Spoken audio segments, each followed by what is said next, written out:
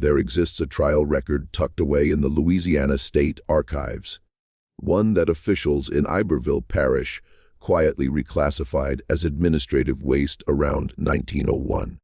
The file spans more than 400 handwritten pages and centers on a woman whose name appears nowhere in plantation ledgers, church registries, or county census records between 1845 and 1869. For 24 years, there is no official trace that she ever lived. And yet, when the trial finally opened in the fall of 1869, 23 individuals, freedmen, former overseers, a parish judge, and even members of a well-known Creole family, stood under oath and described the same woman, the same face, the same voice, the same precise mannerisms. A woman who, according to every official document tied to Magnolia Crest Plantation, did not exist at all. Historians who later studied fragments of the transcript described the experience as unsettling. Not because of what the witnesses said, but because of what they all refused to say. Across 400 pages of sworn testimony, not one person spoke her name. They referred to her only as she, her, or the woman we don't say. When the presiding judge eventually demanded that a witness say her name aloud, the man, a freedman named Amos Picard, who had worked the cane fields for 3 decades, looked down at his hands for a long time before quietly answering, "I don't believe saying it in a courthouse will make it any safer, Judge. I truly don't." The trial ended without a verdict.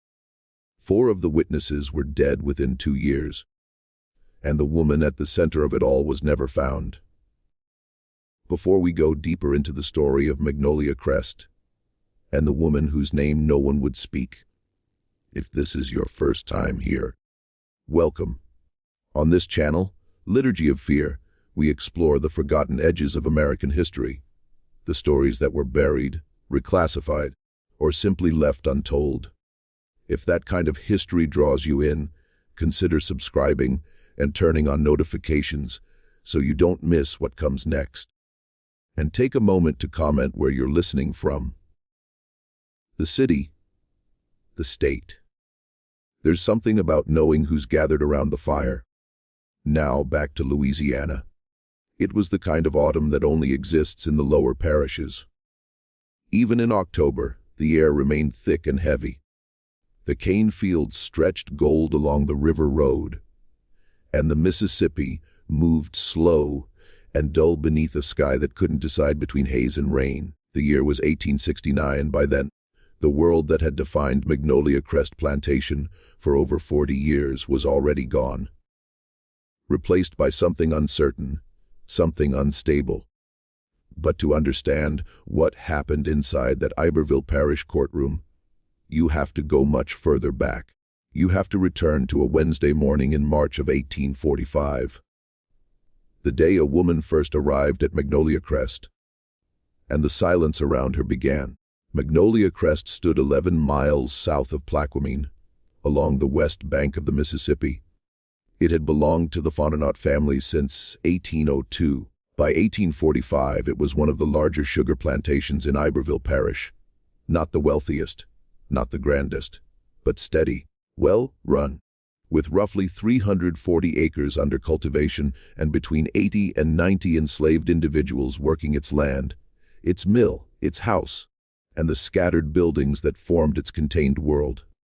The Fontenots themselves held a complex place in Louisiana society. Etienne Fontenot, the patriarch, was third-generation Creole, of French and Spanish descent, Catholic, fluent in both languages, a man shaped by generations of carefully practiced manners and social precision. His wife, Celestine Beaumont, came from a family that had fled Saint-Domingue during the Haitian Revolution.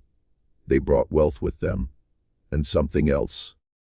A quiet, inherited tension, a kind of watchfulness their descendants never quite lost.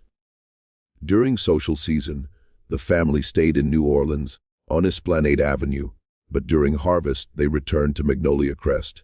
By 1845 they had 4 children, Remy 17, Julian 14, Marguerite 11, and the youngest, Theodore, 8 years old and often ill. The enslaved community at Magnolia Crest had its own structure, like all such places did. Its own hierarchies, its own memory. Some had been there since the plantation's founding. Others had been born into it. Generations tied to the same land. And among them was Solomon Picard.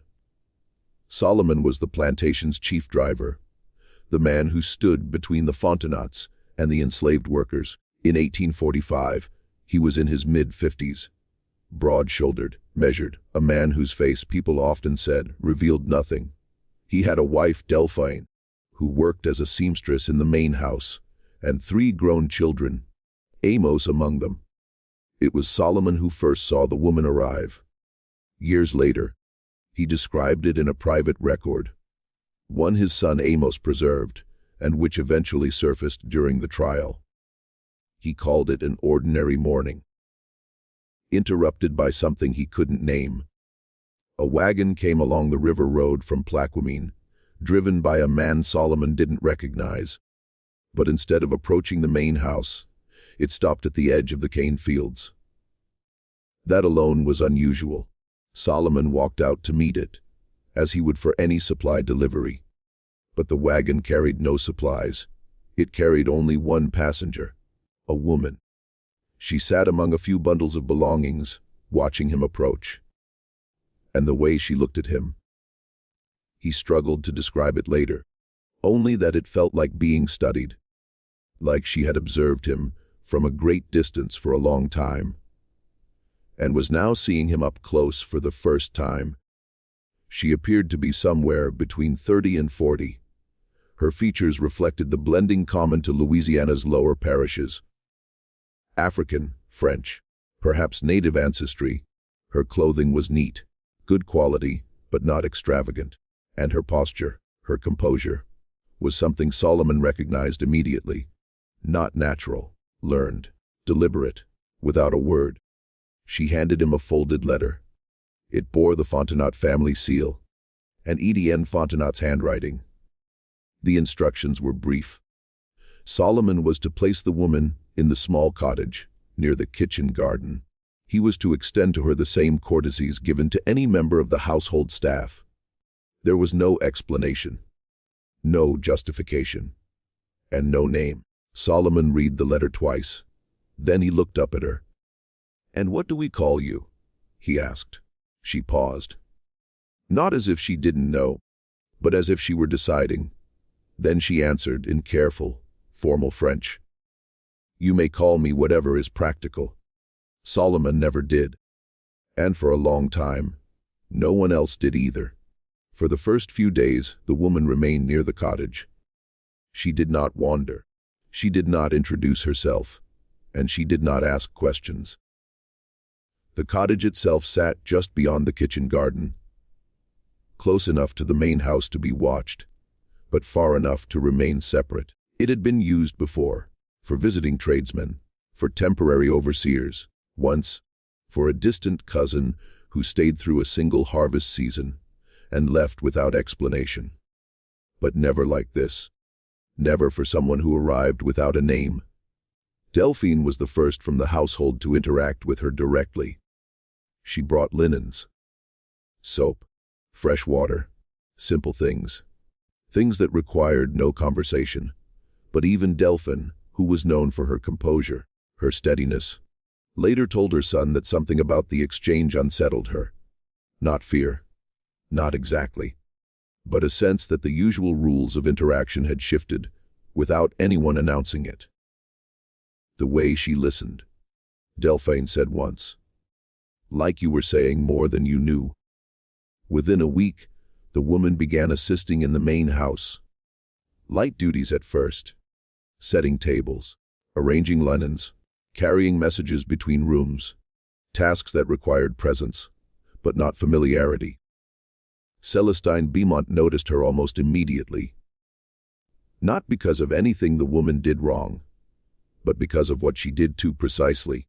There was a kind of exactness to her movements, a careful calibration, as though every gesture had been practiced elsewhere, and was now being replicated here. Where did she come from? Marguerite once asked at dinner. No one answered. Etienne continued eating. Celestine adjusted her glass, and the question dissolved into the quiet mechanics of the evening. But the children watched her. All of them did, even Theodore. The youngest Fontenot boy had been ill for most of his life. Weak lungs, recurring fevers, long stretches confined to bed. He spent more time observing than speaking, and it was he who began noticing the smallest details.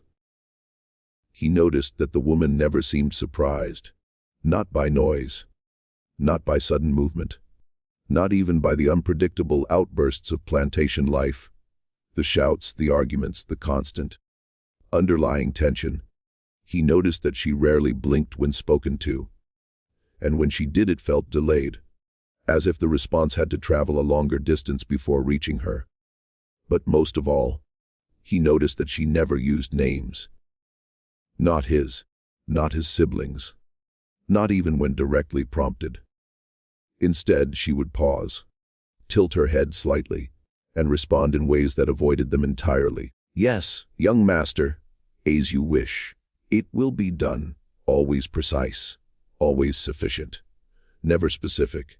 It was subtle at first, something easy to ignore, but over time the absence became noticeable. And then it became impossible not to see. 3 weeks after her arrival, the first incident occurred.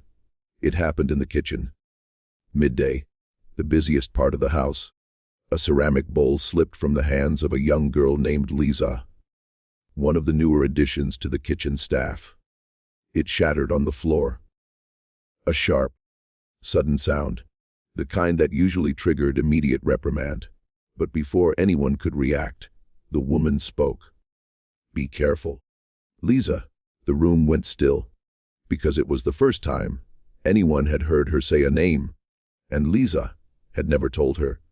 In fact, Lisa had only arrived at Magnolia Crest 4 days earlier, transferred from another plantation upriver. She had barely spoken to anyone outside the kitchen. Solomon was called in. Quietly, without drawing attention, he asked the woman calmly how she knew the girl's name. She looked at him, that same steady, measuring gaze, and said, "She belongs here." Nothing more. No explanation, no correction. Just that. That night Solomon wrote it down, every word, every detail, because something had shifted, again, and this time, it wasn't subtle. Over the next several days, similar moments began to surface, small things, easy to dismiss on their own. She would refer to objects that had not yet been brought into the room. Answer questions before they were fully asked. Appear in places just before she was needed, as if the need had already been communicated. At first, the household adjusted. As people do, they folded these moments into routine, explained them away, convenience, coincidence, luck. But Solomon didn't, because Solomon had lived long enough to understand patterns, and this was becoming one. He began watching her more closely, not openly, not in ways that would draw attention, but carefully, deliberately, and what he noticed, he never fully shared, not even in the records Amos later preserved. Only fragments, hints, observations that stopped just short of conclusion. She does not move through space the way others do. She arrives without transition. She listens to things that are not spoken. And once, only once, he wrote something he later attempted to cross out. But I have seen her look at a place before something happens there. By the second month, even Etienne could no longer ignore it. The plantation had always run on structure, predictability, control, and the woman, whatever she was, introduced something that resisted all three. He summoned her to his study, closed the door, spoke with her for nearly an hour. No one knew what was said, not exactly, but afterward, 2 things changed. First, she was given more access to the main house, not less, and second, Etienne Fontenot began locking his study door at night, something he had never done before. Not even during the unrest of the early 1830s. Not even during the rumors of rebellion that moved like shadows through the parish. But now, he locked it. Every night, without exception. And the key he kept on his person. The house grew quieter after that. Not peaceful, not calm, just careful. As though everyone had begun speaking slightly less than they wanted to. Moving slightly slower than they normally would. Thinking twice before saying anything at all. Even the children felt it, especially Theodore, because he had begun to notice something else. Something no one had written down. Something no one had said out loud. The woman had started looking at him before he entered a room. Continuing, by early summer, the rhythm of Magnolia Crest had changed in ways that could no longer be measured by schedules or harvest cycles. It was something quieter than that, more internal. People began forgetting small things, names, instructions, conversations they had just had hours earlier. At first, it was dismissed as fatigue, the heat, the strain of the season. But the pattern didn't follow exhaustion. It followed proximity. The closer someone worked to the woman, the more frequent the lapses became. Delphine misplaced entire sets of linens she had folded minutes earlier. Julian forgot the outcome of a conversation, while still in the middle of it.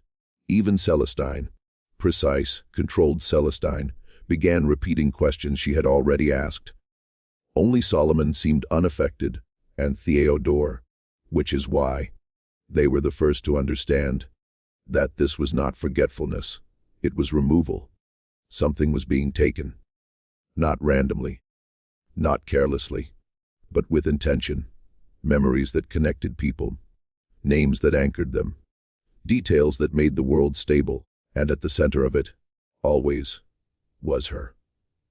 One evening, Theodore did something no one else had dared.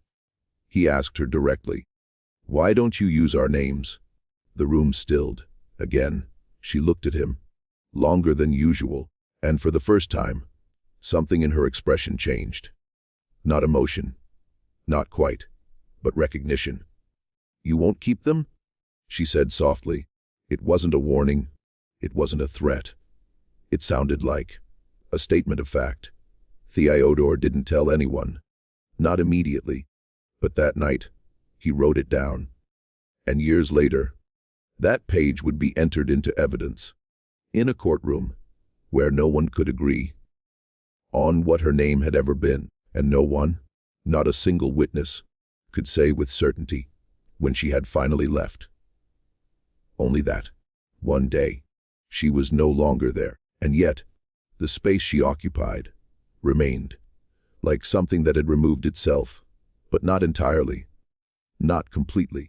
And in Iberville Parish, for years afterward, people would speak carefully around certain subjects, avoid certain questions, and when pressed, when asked directly about the woman from Magnolia Crest, they would pause, just long enough for something unspoken to pass between them. And then they would say, almost always the same words, "I don't recall."